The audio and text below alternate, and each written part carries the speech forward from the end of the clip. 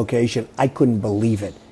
You know, you have people, 3,000 people died, and you have all those parents and sisters and brothers and wives, and I mean, just saying, I can't believe it. The World Trade Center came down. My loved one, more than anybody in the world, I love this person, dead, and now they're building a mosque across it. I thought it was the same way. I think it's very insensitive, and I think But you do believe overall there is a Muslim problem in the world? Well, there is a Muslim problem, absolutely. You just have to turn on your television set. And do you think it encompasses all Muslims? No, and that's the sad part about life, because you have fabulous Muslims. I know many Muslims, and they're fabulous people. They're smart, they're industrious, they're great. Unfortunately, at this moment in time, there is a Muslim problem in the world. And by the way, and you know it, and I know it, and some people don't like saying it because they think it's not politically correct. Whoopi and Joy will walk off on me. But when I say there's a Muslim problem in the world, I basically say, why don't the good Muslims, that I believe outnumber the bad Muslims probably 8 or 9 to 1, or more, why don't they, the Muslim community throughout the world, speak out more forcefully against the jihadists? Well, there's something out there that brings a level of hostility that I've never seen in any religion. I mean, you can say what you want about the Quran, you can say what you want. There's something there. There is tremendous hatred, and tremendous hatred of us. I look at Iraq. I was watching the other day. You know, we've spent all this money and all those lives in Iraq. They hate us. They hate us. They can't get rid of us fast enough. And by the way, as soon as they leave, as soon as we leave, Iran is going to take over the oil. We know there's a big problem. We'll get to foreign in a minute. Okay.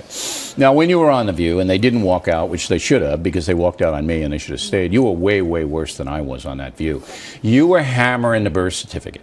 Now, we very early on did an investigation about Barack Obama's birth certificate. And what the Factor found out was there were 2 announcements the week he was born in both Honolulu newspapers saying that he was born. Okay? That is impossible. That is impossible to make happen if he had not been born in the hospital. So therefore, I just put it to bed. I said he was born in Honolulu. All right. The 2 newspapers documented it. His mother was a hippie. His father was a guy from Kenya who split. There couldn't have been a sophisticated, what is he, baby Jesus? There was a sophisticated conspiracy to smuggle this baby back into the country. So I just dismissed it. But you made a big deal out of it. Bill, I grew up with Wall Street geniuses. What they do in terms of fraud and how they change documents. And I'll tell you something, if you notice, those dates were 3 days later. And here's what I ask people.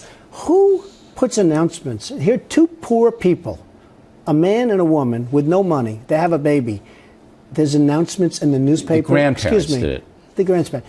Nelson Rockefeller doesn't put announcements. Sure, there are birth announcements all the time. I've never seen one. Really? No, I've never seen common. I've never seen one. But why is this important to you? Because if you are going to be the President of the United States, you have to be born in this country. And there is a doubt as to whether or not he was born. Do you really feel there's a doubt? You know, I started off by saying, and I always do, and I did on The View, I'm a very smart guy. I went to the best college. I had good marks. I was a very smart guy, good student, all that stuff, okay? Because what they do to the birthers, which is a term I hate, because a lot of these birthers are just really quality people that just want the truth. What they do to the birthers is unbelievable, to a point where people are afraid to talk about this subject. They're afraid to confront you or anybody about this subject. Do you think it's an important subject? Listen. I have a birth certificate. Right. I have my birth certificate. In fact, they said the one I gave yesterday wasn't good enough. So I actually got the one from the health department, which is the perfect one, okay? Because they were saying, oh, the one I gave yesterday wasn't good enough, so I got the other one. People have birth certificates. He doesn't have a birth certificate. Now, he may have one, but there's something on that birth, maybe religion, maybe it says he's a Muslim. I don't know. Maybe he doesn't want that, or he may not have one. But I will tell you this. If he wasn't born in this country, it's one of the great scams of all time. Absolutely, but I don't think that's the case. Well, I mean, you don't, but I'm starting to think. I don't think you believe that either. I think it's provocative. 2 weeks ago, you get a lot of attention raising the question, but I don't think you believe it. 2 weeks ago, I felt like probably he was born in the country.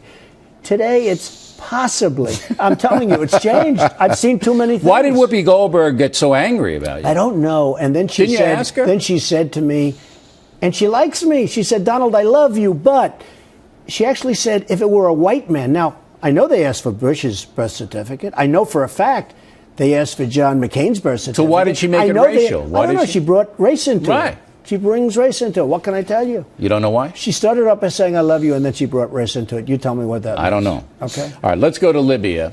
The Libyan action is being explained by President Obama, as you know, as a humanitarian act to stop a slaughter, which we all believe would have happened. Which is fine. Okay. Do you support it? I support stopping that kind of a slaughter. The problem is, where do you stop? You've got other countries that are doing worse than this guy ever dreamed of.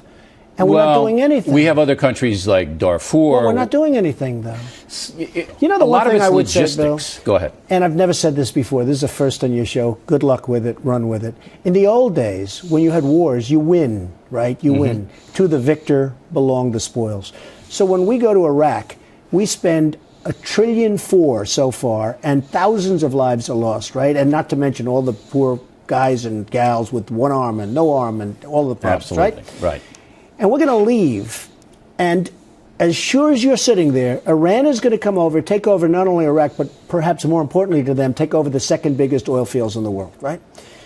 And I like the old system better. You win a war, you stay there, and you keep the oil. And, you know, then those people will not have died in vain. Forget the money we spend.